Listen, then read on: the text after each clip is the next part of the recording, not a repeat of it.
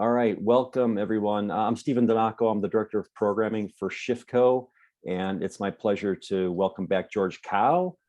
George is an authentic business coach who specializes in ethical marketing, course creation, and simple launches, Facebook and Instagram ads consulting, and content marketing strategy. He's also the author of 4 self-published books, plus he regularly facilitates business mastermind groups. Now, in this session, which is called Social Media Marketing for Conscious Entrepreneurs, it's the second part of a series, the first of which George presented to Shiftco a couple months back. And the replay of that presentation is available on the Shiftco YouTube channel. This session is interactive, just as a reminder. So if you've got questions for George, feel free to put those in the chat at any time, or you can just simply unmute and just ask him directly. So with that, I'm going to hand it off to George. George, welcome back. Good to have you here. Thank you so much, Stephen, and hello, everyone. It's great to see you here. Thank you for joining. Those of you who were able to join live and those who couldn't, welcome to you.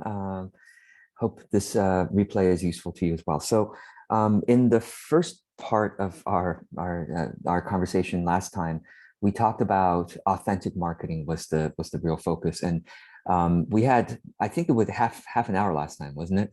And so I was able to get through, and I'm going to share my screen because I have some notes for you here. And those of you who are watching this later will have access to the notes below the video. So be sure to check that out. So last time we were basically kind of giving the overview, talking about authentic marketing. What is authenticity in business? What is authentic marketing? And then I believe I may have touched a bit on the 8 practices of authentic business, but you can always read more in the links in the document.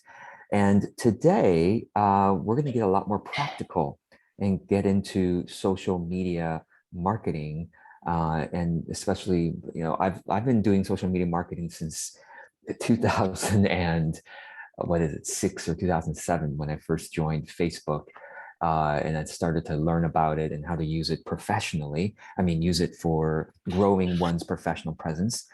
And oh, by the way, I'm hearing a bit of a noise here, so maybe everyone can mute. That'd be great. Okay, and the landscape of social media has changed so much since the early days, but the principles remain the same. And surprisingly, the major platforms have not changed so much. I mean, I guess there was always a first mover advantage. Everyone started getting into it. I mean, social media is useful because it's news from the people and brands that you care about. Social media. That's exactly what it is. So people you care about could be friends, family. Brands you care about could be, you know, companies you're following, news outlets that you're following, etc. Influencers these days, that wasn't even a term back then. So I guess I'm not surprised that the major platforms haven't changed, because it started kind of like old analogy of the fax machine. The first fax machine wasn't very useful. The second fax machine was slightly more useful because now people could fax, 2 people could fax each other. And the 10th fax machine, oh, now 10 people can fax each other. Same with the social media, right? Like the first Facebook user, so what? So 1 person there. But then, you know, now once there's a million, like, wow, there's so much going on here, or Twitter or LinkedIn or whatever. So by the way, I do want to invite those of you who are here live with me to chime in if you have any questions or any comments to add. You know, feel free to chat below if you want to chat a few words about your question. And Stephen, you can just interrupt me anytime verbally, you know, feel free, because I like to keep it interactive and truly useful to you all who are here live. And I think that'll make it useful for everybody. All right, because I talk fast, but I can always slow down if you ask me to dive in on anything specific. So let me just get right into the numbers here. Do any of these numbers surprise you? And that's, I guess, maybe my first question. And I'm going to go ahead and close the sidebar here. Do any of these numbers surprise you? Facebook now has 2.9 billion monthly members, most of whom visit every day. Wow. And if you're saying, gosh, George, I'm trying to reach corporate executives, leaders, where should I go? Facebook. Oh, no, Joe, I've heard LinkedIn. Well, yes, but Facebook has so many more people, which includes every profession, every psychographic, it's actually easier to reach corporate executives and leaders on Facebook than on LinkedIn. Why? Because of Facebook ads. Facebook ads are 10 times cheaper than LinkedIn ads. So you could run Facebook ads to people who have specific job professions. So let's say you want to reach HR managers. Great, let's do that real quick. Let's go to Facebook ads. I'm actually going to go right into the audience tool. Okay, I mean, this is a common misunderstanding. Oh, LinkedIn is all about reaching corporate people. Wait a second. I guess you haven't played with Facebook ads because it's easier to reach corporate people on Facebook ads than using LinkedIn. So in Facebook ads, you want to reach HR managers? Great, let's type in HR. And by the way, it takes like 30 to 60 seconds on the first time you type anything in there for it to pop up. But I just kind of wanted to show you what the possibilities are. And the other thing with Facebook ads is you can target specific locations, countries, metropolitan areas. Okay, HR managers. There we go. Okay, manager HR. Let's see here. You know what? I'm gonna type in human resources management. Okay, people who are interested in human resource management, somewhere around 26 million and 31 million people you could reach on Facebook. Would that be enough for you? I wonder, is that enough clients or contacts for you? 26 million people? I'm joking. Obviously, none of us can serve even, 26,000 at the same time or 260 at the same time. But human resource management, there's so many, so many people. Chief human resource officers, you could reach 500,000 of them on Facebook. And how much does it cost, George? Well, it costs approximately $10 to reach approximately 300 to 1,000 of them. So let me say that again. Do you have $10 to spend to reach at least 300 human resource managers? Yeah, of course. I mean, $10 is a drop in the bucket if you're talking about advertising for a business, for your business. My dad is also an entrepreneur and business owner, and back in his day, they had to run ads and do telemarketing services, and that would cost, I don't know, hundreds or even thousands a month, right? And nowadays, people are complaining that they have to spend a few dollars on Facebook ads. It's like, what are you talking about? We are so damn lucky, if I could use that language, to be able to just spend a few dozen dollars a month at the start. That's what I always recommend. I mean, you want to start with reaching the right people. I say corporate leaders because I just use that example as people who think, I can't reach these people on Facebook. No, you can reach everybody, whether it's corporate leaders or new pregnant, mothers, new pregnant people, or you want to reach retirees, or you want to reach men in their 20s. Every single demographic, it's easier to reach via Facebook ads than any other social media platform. Okay. Oh, and by the way, Stephen, I think we might want to mute just everyone who comes in, just automatically mute it. That'd be great. Thank you so much. Great. Awesome. So Facebook is the biggest platform by far, which means, and it has every single demographic, every single profession, every single psychographic. YouTube is the next biggest one. And you may have heard this before, but YouTube, and it's true, YouTube is the second largest search engine online, and second largest search engine. The first, of course, being Google. Now, Google owns YouTube. Now, I mean, it didn't start that way, but Google has bought YouTube, which means that Google and YouTube are essentially the biggest places where people search. And Google highlights YouTube videos a lot in their search. So, for example, one of the key terms I guess have start to be known for in some circles is the energy reboot. How many of you have heard of the energy reboot, or maybe heard me talk about it? Okay, type in energy. Do me a favor, go to Google and type in energy reboot. First three results. And you're welcome to click on any of them. That helps me out, because that's how Google search engine works. If you search something and you click on one of my results get bumped up in the search engines. By the way, that's you can't. It's not a practical strategy where you tell all your friends to please click on your link in Google, because it doesn't. It has to be a large number of people to do that. And it can't be all concentrated, because Google knows all these signals, and they're like, oh, wait, this person is gaming the system. But I have talked about this particular search in many talks, and so Google does but even before I talked about it, Google knew about this. But look how Google highlights YouTube videos right in the top search results. So it is incredibly useful to make YouTube videos because it's highlighted in Google, and not just in YouTube, but not just in the second largest search engine in the world, but also in the first largest search engine in the world. Okay, so YouTube, extremely useful. And some people might not call YouTube a social media platform. I get it. But essentially, a lot of people rope it in. And if you want to say, well, who ropes that in? Well, Pew Research, because Pew Research is one of the dominant and most reputed research companies. And they have a social media fact sheet that they produce every couple of years. And as of this recording, they just produced a social media fact sheet about 6-7 months ago. And check it out. The top social media platforms used by US adults. Now, they just do US adults as the target research group, but you can pretty much expand that out to everyone in the world.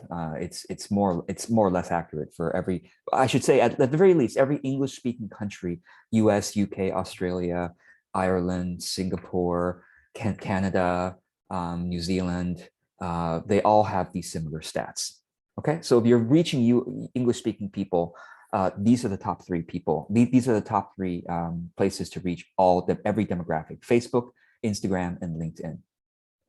Okay, if you want to reach people who are wealthier or have a higher income, where should you go? Facebook. Are you surprised? Maybe. Facebook is where the highest income people are. Okay. Now you might say, what about LinkedIn? Yes. Well, yeah, but interestingly, Facebook has more higher income people than LinkedIn by far, because the size, but also by percentage, right? Percentage of a U.S. adult who makes more than $75,000 who use Facebook, who use Facebook versus LinkedIn. More of them use Facebook than LinkedIn. So whether you're talking about, what about well-educated people? All right, high school, some college graduate. Wow, Facebook. So Facebook is, and what about, it doesn't matter what you call it, urban or rural, it's still Facebook. Okay, it's still Facebook. So Facebook really has the most people, period. But whether you're talking about high income, and you can reach high income people in Facebook, you can. Actually, they used to target this, but I don't know if they turned off the targeting. But let's see here, income. But yeah, household income. There we go. Now, the household income can only target U.S. zip codes. You can't target UK or Canada or elsewhere. So if you want to reach U.S. people, you can target by income. So top 5% of income, et cetera. You can reach 7 to 9 million people who are the wealthiest in the United States, who have the most, assuming they have the most money to spend. That's not always true.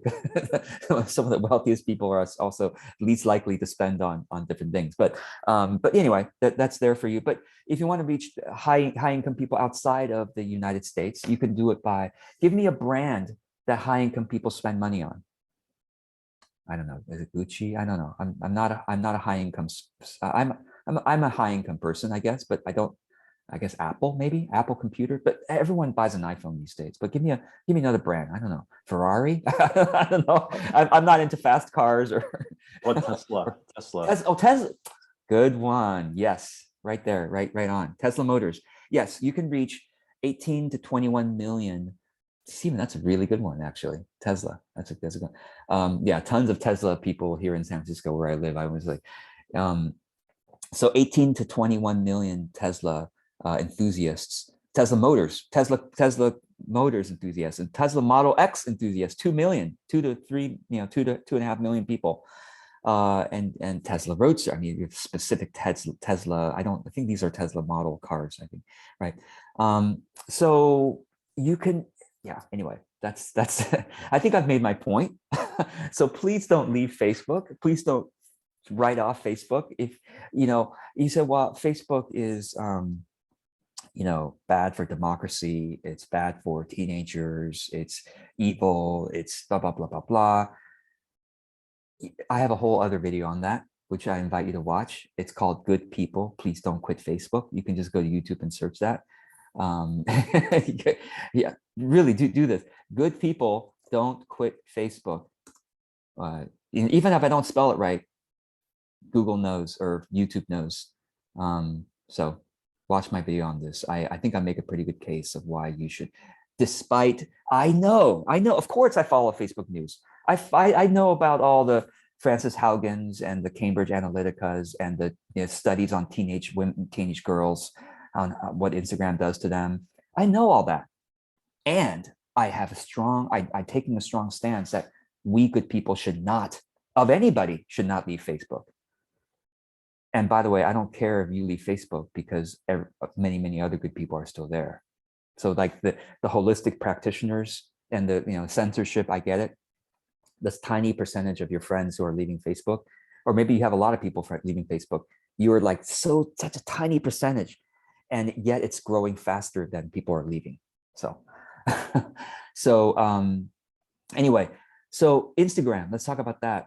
Instagram is essentially the holistic filter for Facebook users. Holistic and entrepreneurial and artistic and nature lover filter for Facebook. So what I mean, so Instagram is basically half of Facebook's size. And if you take the people most likely to be holistic, nature loving, artists, entrepreneurs, personal growth, they're on Instagram. So I've just given you a shortcut. Okay. So basically, if you hang out on Instagram, you're more likely to reach probably the people that you're wanting to reach, I'm guessing. Instagram skews a little bit younger, but plenty of every age demographic on Instagram. 1.4 billion. I mean, come on. And if we go back to the fact sheet, where is it? This one. Instagram, is in the middle there, and yes, it does definitely skew younger compared to Facebook and Instagram, but there's still plenty of people 30 plus to reach, and high income people as well. Still plenty. Half of the US population who uses social media uses Instagram, basically. Okay, so this is why these four are my focus for social media marketing. Got it? And Stephen, interrupt me anytime if there are any questions, and everybody else, please do chat questions if you have any. Okay, so should you use all four? Well, depends on your level of, well, your capacity to use them efficiently. One of the things that people are surprised by when I say this is I don't use any social media for personal consumption. So I'm sorry, I actually use Reddit and Twitter mostly for for personal consumption, but I use Facebook, Instagram, LinkedIn, and YouTube for business.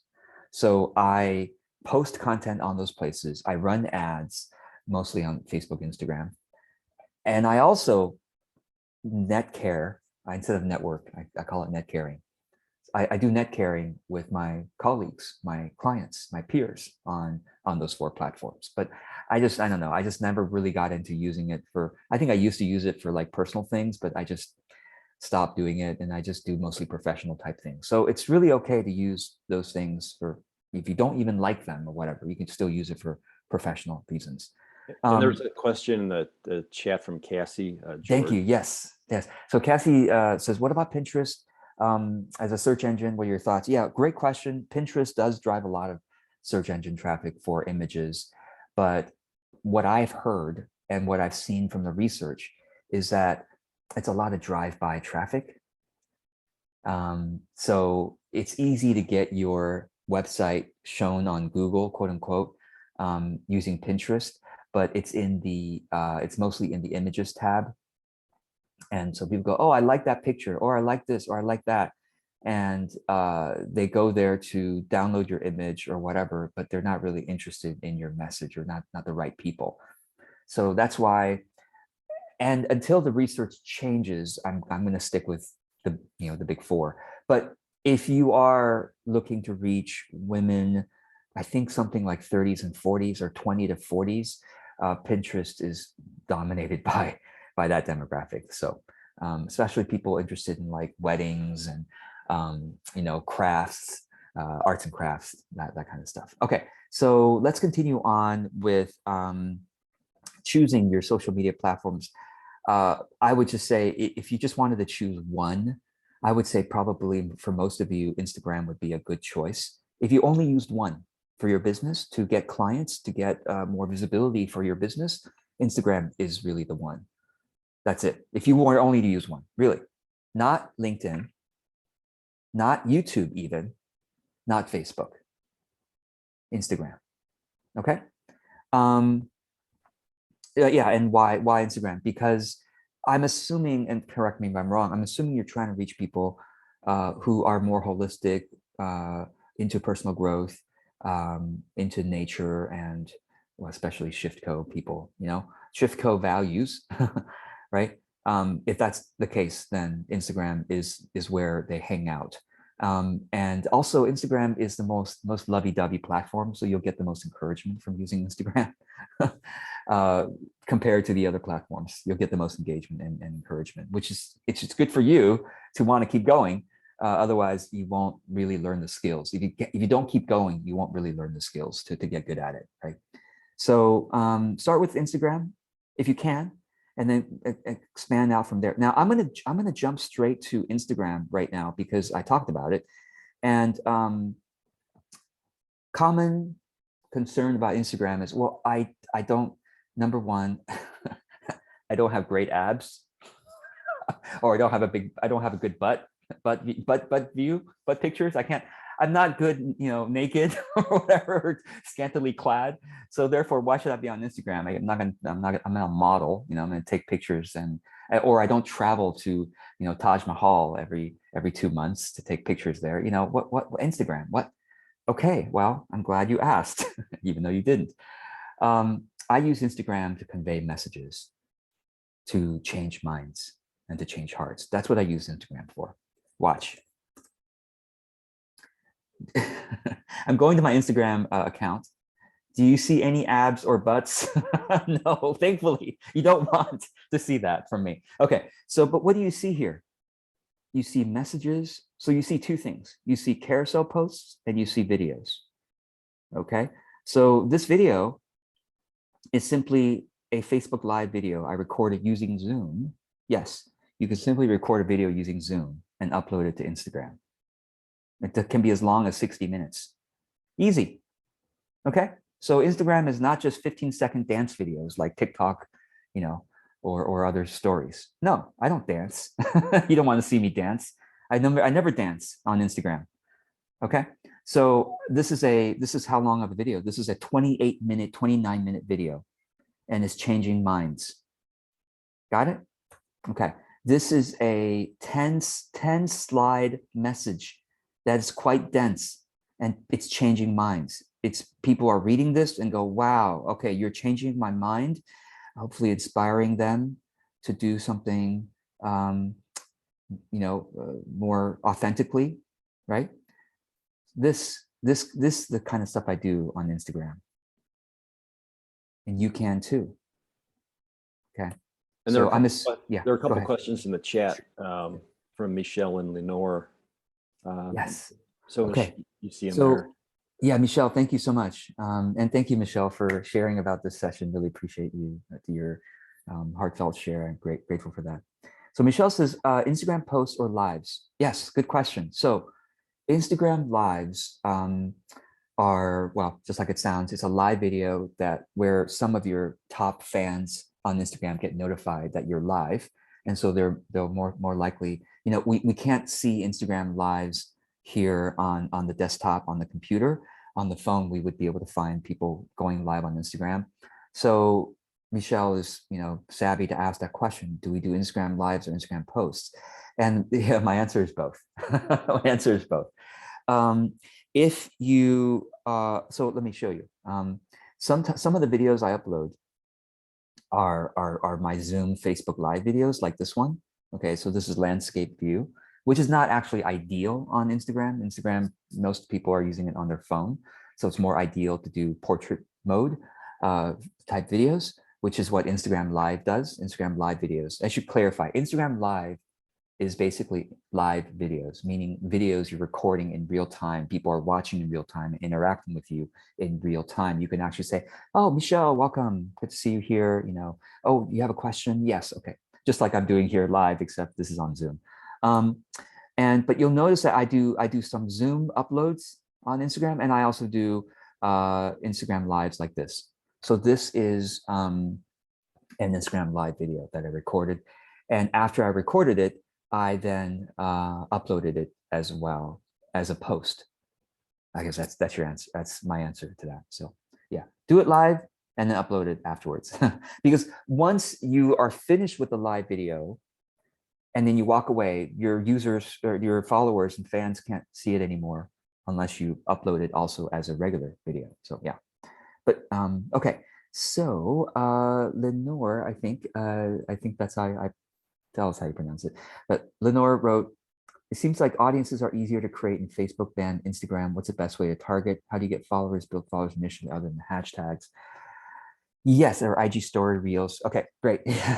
So Facebook, if you're gonna run ads, okay, so let me answer one question at a time. To grow an audience on Instagram or Facebook, it is so much easier to do it using ads rather than using hashtags. Why? Because hashtags are used, you may have seen people use hashtags, and some people use tons and tons of hashtags. I'm just going to go to Instagram home. By the way, Braver Angels, those of you who don't know about it, if you're into politics and if you're into unity and not destroying the other party, but trying to lift everybody up, check out Braver Angels. I'm a big fan. So let me see. Look at this. Okay, look how many hashtags they're using, and it doesn't work. They are quite a large. Well, they're not large. A lot of people haven't heard. To me, they're large in my mind, and to a lot of people. But they're pretty big organization. 7,000 followers, right? Only 78 likes after a day, even with all these hashtags. Hashtags don't work. I'm going to take a stand on that. They don't work. Oh, George, they got me 5 more views. Okay, fine. All right, they got you 5 more views. They got you 25 more views.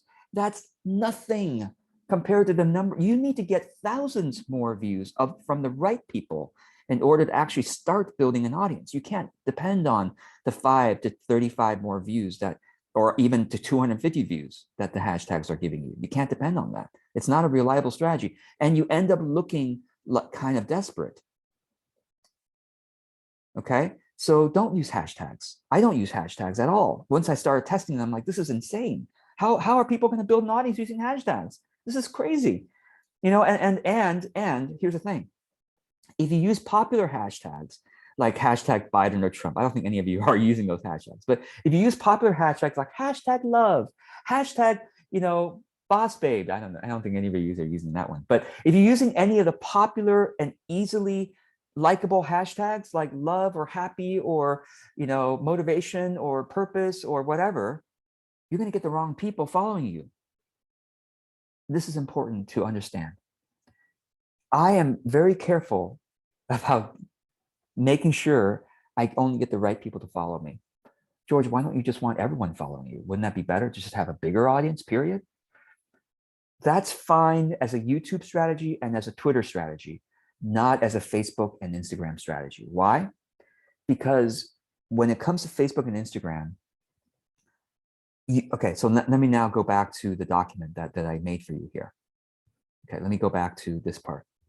You need to understand that there is such a thing as a warm audience and a cool audience. Warm audience are the people who have already engaged with your content. What does that mean? That means they have liked one of your posts recently, they have commented on it, or they have shared it, or they simply clicked on continue reading. If you are using a Facebook text-only post, which is what I recommend on Facebook, along with videos, I recommend text-only posts and videos on Facebook, okay? So this is a text-only post. When it shows up on the newsfeed, or when it shows up as an ad, they only show the first few lines, and then they have to click continue reading to read the rest, right? Even if they click continue reading, they are roped into your warm audience. So what does that mean? They are roped into your warm audience in the back end of Facebook stats. What that means is that you can run ads to people that Facebook has deemed to be your warm audience. Again, if you spend $10, you can usually reach between 300 to 1,000 targeted people on Facebook or Instagram, okay? 300 to 1,000 people for $10 reach. And so you could do that for your warm audience. So what does that mean? Okay, cool audience, of course, is the people who have not engaged, but likely would want your products and services once trust exists, okay? So they're cool right now because they don't know you. And once they know you better, then they're much more likely to give you their attention and allow you to sell to them, essentially, okay? Your warm audience are the people who haven't already engaged and have given you some signal that they're interested in your presence, in your message, and possibly in your products and services. So Facebook and Instagram, my strategy, my recommendation is to run ads that go to your warm audience and also run ads that go to your cool audience. Cool audience are people like, oh, I want to reach high income people in the United Kingdom, okay? Just like Stephen said, or Tesla, okay? Tesla interested people in the UK, you know, and by a certain age demographic, then you can reach that. And you can say, well, Tesla people who are also interested in name some personal development. If you're going to reach people who are into personal development, you can say that per Tesla narrowed by personal development, sure, and then you can reach people like that. Okay, so cool audience are the millions who could possibly be interested in your presence, in your message, in your products and services. And then you advertise to them using some content. Let's talk about this. I don't sell to people who don't know who I am, right? I don't sell to people who don't know who I am because, well, it doesn't work the vast majority of the time. So I'm essentially wasting money doing so.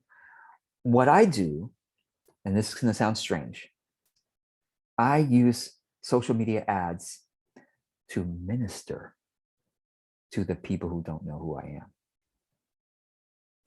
It sounds weird. I'm paying evil Mark Zuckerberg. I'm paying the devil to minister to people who could possibly be uplifted by my message and helped in some way by my presence. So I actually look at the $600 to $1,000 a month that I spend on Facebook and Instagram. Yes, I spend $600 to $1,000 a month on Facebook and Instagram ads. I pay the devil almost $1,000 a month. I say that with tongue in cheek because I actually think that Facebook, again, you got to watch my video on Don't Quit Facebook, because I think Facebook has actually done more good for society, way more good for society than it's done harm. But that's another discussion. And ads are the way we can ensure that the algorithm allows us to reach the people that we want to reach. And so let me ask you the question. If people are going to pay the devil anyway, you're not going to stop people paying the devil, okay? Look at the Facebook stock, not going to go down, okay? Not going to go down. People are going to pay the devil anyway, okay? Why not pay the devil to do ministry, to bring people to God? I'm going to use the religious language here, but that's a very simple dichotomy. People are going to pay the devil anyway. We might as well pay the devil to bring people to God. Okay? So what I mean is that social media ads are usually, you've seen them. You've probably seen Facebook, Instagram ads teaching you how to create a sales funnel and how to make. The other day I saw let me show you how you can make $50,000 a month as a coach working only 2 days a week. I'm like, yeah, okay. I've been a coach for 12 years, and I've used every marketing method, and I know exactly that you're going to sell me a $2,000 or $10,000. You're going to tell me to sell a $5,000 coaching package to people who don't know who I am, who I don't even sure I can deliver value to using Facebook ads. Got it. Okay, that's your strategy. Thank you very much. Okay, so most of the ads on social media are not ministry. Of course, obviously they're trying to make a profit. They're trying to sell you something, whether it's purses or some marketing method or software or whatever. Here George Kao comes, and you see George Kao's sponsored posts on Facebook and Instagram, and you're like, wait, he's not selling anything? This is just a carousel post on Instagram? Okay, let me get to the last slide. I bet he's selling something. Oh, he's not. Wait, he didn't sell anything, but that was a good message. This is what I do. So I do Instagram carousel ads. Just to clarify again, what I mean by carousel. On Instagram, I use money, I use ad dollars to get this kind of post to more of my people. And basically they read, they get inspired, they go, wow, that changes my mind about how I do my business, or whatever you help people with, relationships, leadership, health, spiritual growth. You can be ministering to people, changing their minds. And by the end, there's no selling. That's it. There's no selling. And so they're like, yes, go ahead. Since you're on this real quick, because there was a question about carousel from Tina. Yes. That she said, in the carousel shown, does it look like you took the caption and made it into a slide deck? That's it. Yeah. So I use Canva. And I have Canva Pro, but I actually did this with Canva free account for most of the time. I just use Canva Pro now because it's a little easier for me to like put things into folders anyway, but you don't need Canva Pro. You just need Canva, the free account, to do stuff. And this is actually my post for today, today's post. And so I basically just take an article. I'll show you exactly what I do. In fact, I take an article, and this is the article that I wrote.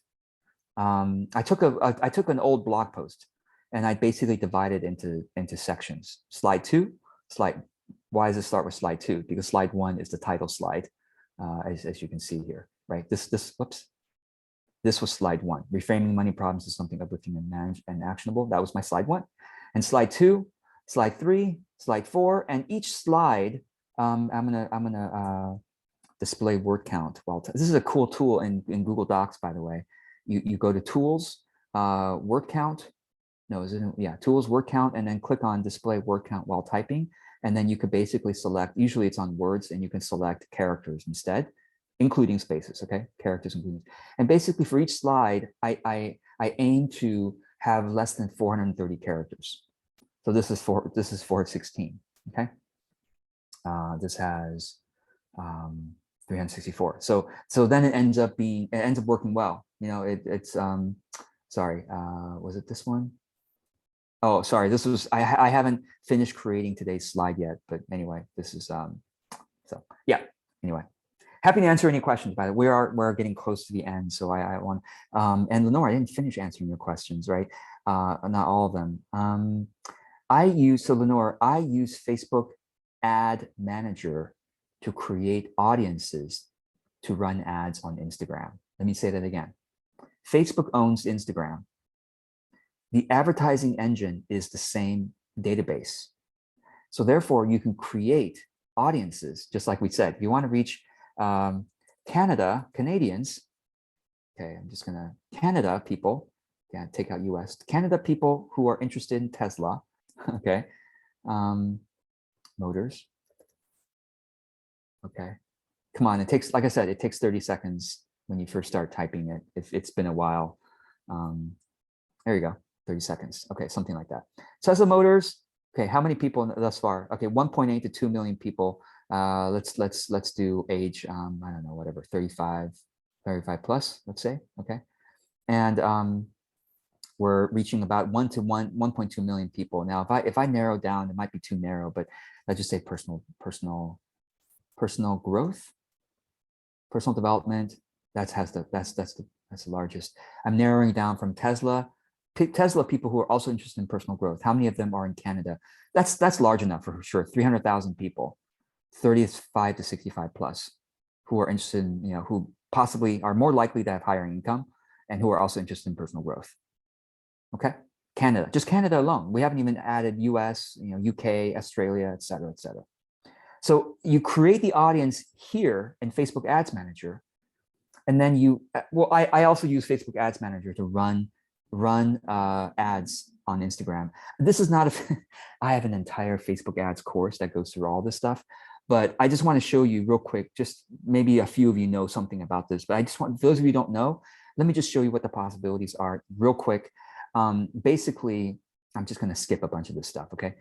When you're using Facebook Ads Manager, you can run Instagram ads by choosing manual placement and then taking off everything except Instagram.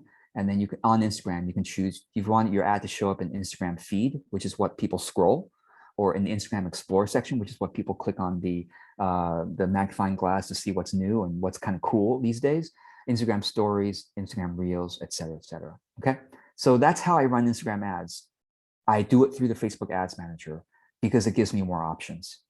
So, okay, so that's how you build an audience from zero, is running Facebook and Instagram ads from zero. Okay, not by inviting your friends and family to like your Facebook page and to join your Instagram. That's not, your friends and family, most of them are not your right audience anyway. So I never invite, I always tell my client, please don't invite everyone you know to like your Facebook page. If you already did that, it's too late, sorry. You still can remove them if you wanted to, but it's okay. Instagram story or reels, I'm just answering questions here. I don't use Instagram reels because I just prefer to talk. As you can tell, I'm very talkative. It's hard for me to talk for 15, 30, 60 seconds and share a meaningful message. Yes, I could. It just takes practice, of course, just like anything. But here's the thing. I actually want an audience who are patient enough with me to watch for more than 60 seconds. And if they're not patient enough, and there are plenty of them out there, let me be clear. Of course, you can build a larger audience by doing 15-second stories. Of course, obviously, because it's easy to consume. It's very likable. But it's not as easy, therefore, to build a truly targeted and filtered audience that you actually want to work with, who are actually likely to sign up for your stuff by using 15-second stuff. It's more likely to be built when you make 3, 7, 10-minute videos. And by using text-heavy Instagram carousel posts. Who's going to read this stuff? The people who are actually interested in this topic will read it. Trust me. The people, and this is a great way to filter people out. The people who are not interested in this topic, they go to the second slide. Okay, all right, done. Good, great, goodbye. And they'll see me again probably. Actually, the fact that they went to the second slide signals a bit of their interest, and fortunately or unfortunately, the Facebook engine will rope them into my warm audience, even if they just went to the second slide. So even if they click next slide, they're already roped into my warm audience for a time being. Now, you can define your warm audience by people who have engaged with my stuff within the last 30 days or 60 days, or you can any number of days, 42 days or whatever. Okay, you can say that up to 365 days. That's the maximum you can define a warm audience. So I define my warm audience as people who have engaged with my stuff in the last 30 days. That's how I define it, okay? But you can do 60 days or 90 days to have a bigger warm audience for now. Okay, so let me just answer questions at this time. Let me keep going.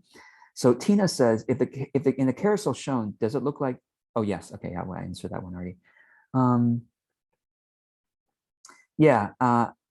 Aishwarya, thank you so much for saying a good yardstick is to choose hashtags that you go back and engage on. Can you search the hashtag and see the post you wanted? Absolutely. Yeah, in fact, that's something I also talk about in my Instagram course. If you do use hashtags, you should think of the hashtag as a community of creators. That's how I think of it.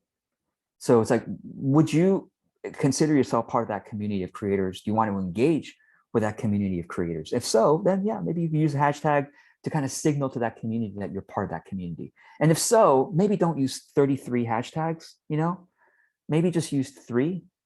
You see what I mean? So, and also if you use hashtags, don't put it in your post, put it as the first comment of your post. That's just a little tip there. Okay, so Lenora says, do you use a scheduling platform? Yes, I use Instagram and Facebook Creator Studio. That's the only scheduling platform that I use. So I use the official platform. I don't use Hootsuite, Buffer, Meet Edgar, or any of the other social media tools that help you to, can I rant just a little bit for half a minute? Is it really that much harder for you to manually put it on the other platforms? Like, why do you have to save those 2 minutes to use Meet Edgar to put it on everywhere else? Well, George, why wouldn't you save those 2 minutes and that extra 5 clicks? Why? Because the algorithms don't like it. The algorithms don't like Meet Edgar or Hootsuite or Buffer or Post Later or all these other tools that allow you to do one thing, put it everywhere. Why don't the algorithms like it? Because people don't like it.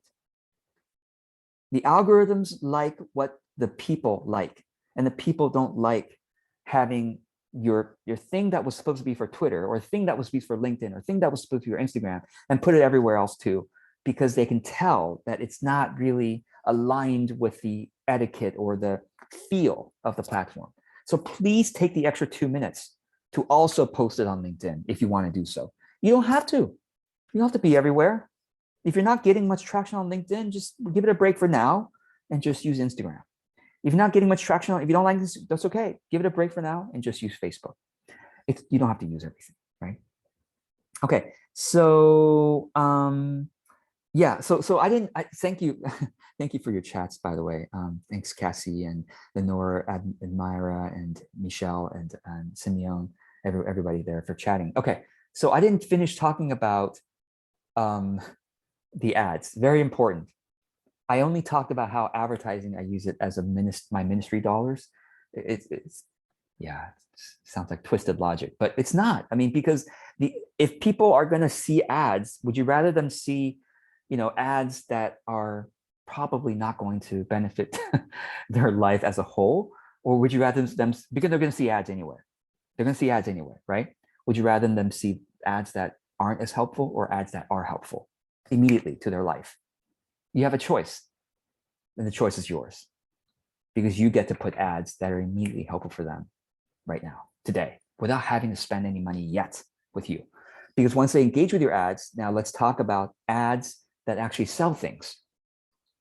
So think about it in terms of, I think the 80-20 rule is a nice way to think about it. You can make it 50-50 if you want, but essentially you can start out with 80% of your ads being ministry or cause or message type ads. You're just trying to bring forth a message, bring forth your presence to be a healing presence to others, okay, be a helpful presence to others. 80% of your ads in the beginning. And then 20% of your ads are therefore, so 80% of your ads are run to, you could split the 80% into 40% to warm and 40% to cool. 40% to the cool audience because you don't have an audience yet. So in the beginning, probably 80% is to the cool because you have nobody to advertise to other than cool people. So 80% of your money in the beginning is spent ministering to, maybe 100%, by the way, in the beginning is spent ministering to the cool audience. And then if you start building a warm audience, people who have swiped once or twice or 10 times on your carousels, now you're getting 100 warm audience people, 500, 1,000 warm audience people. Now you can split your 80. Now you can do 80-20 and split the 80% into 2 buckets. 80% of your ads, or 40% of your ads, are continued ministry to your warm audience, and 40% are continued ministry to your cool audience. And then 20%, okay, we got 40%, 40%, and then 20% of your ad dollars now that you have a warm audience, is spent inviting your warm audience to your offer. And I think of selling as inviting friends, potential friends, to a party. So let's make selling just real simple and authentic, okay? When you're inviting friends to a party, Michelle, you have a party background, so I like that. Do you go, you better come because the offer to you expires in 5 seconds. And if you don't come, your life's gonna be worse.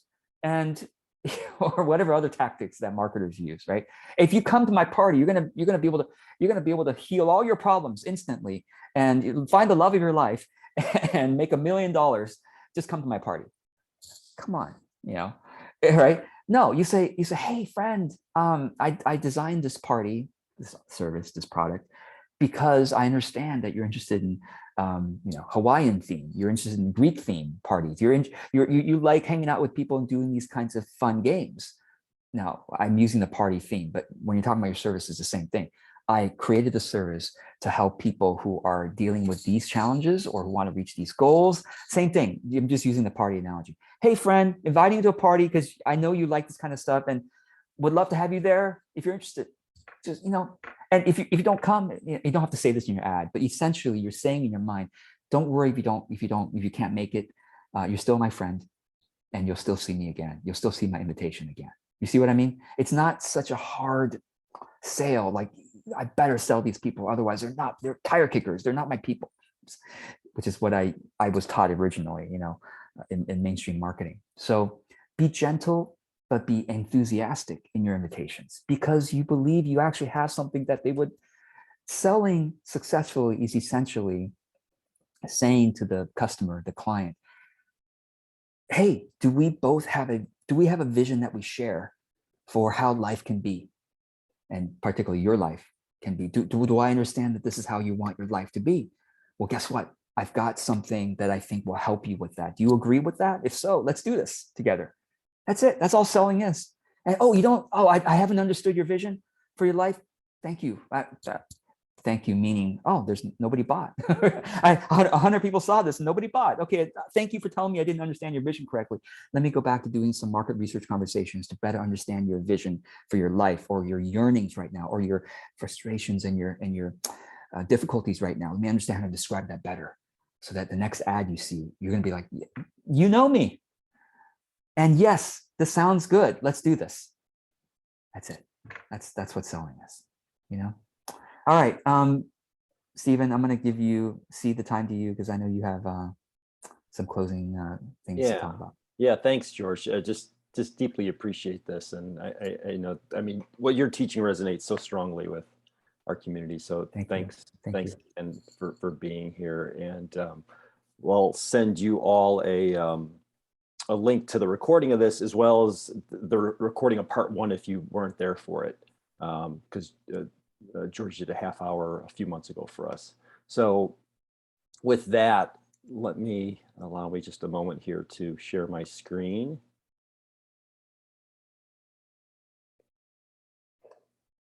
And I just want to say a few words about ShiftCo.